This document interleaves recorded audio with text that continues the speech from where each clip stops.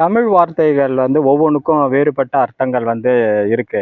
எப்படி அப்படின்னு பார்த்தோம்னா, சுடுகாடு, இடுகாடு. சுடுகாடு அப்படின்னா, இறந்து போன உடலை வந்து எரிக்கிற இடம். அதாவது சுடுற இடம். அதுக்கு பேர் வந்து சுடுகாடு. இடுகாடுனா, உடல் வந்து உயிர் போன பிறகு அதை வந்து புதைக்கிற இடம். அதை வந்து இடுகாடுன்னு சொல்லுவாங்க. அதே மாதிரி பார்த்தீங்கன்னா, திருவிழா, கொடை விழா. இது 2க்கும் வேறுபாடு இருக்கு. உயிர் பலியிடாமல் கொண்டாடப்படும் விழா வந்து திருவிழா அப்படின்னு வந்து சொல்லுவாங்க. உயிர் பலியிட்டு கொண்டாடப்படும் விழா வந்து கொடை விழா. அதாவது கிராமப்புறங்களில் வந்து அம்மன் கொடை அப்படின்னு வந்து கும்பிடுவாங்க. இதை வந்து கொடை விழா அப்படின்னு சொல்லுவாங்க. அதே மாதிரி தான் வந்து தண்ணீருக்கும் நீருக்கும் வந்து வேறுபாடு வந்து இருக்கு. தண்ணீர் அப்படின்னா குழாய் திறந்தோடனே கீழே ஓடுதுல, அதுக்கு பேர் வந்து தண்ணீர். இதே வந்து அந்த டேங்க்ல வந்து தேக்கி வச்சிருந்தோம்னா அது பேர் வந்து நீர் தேக்கம்.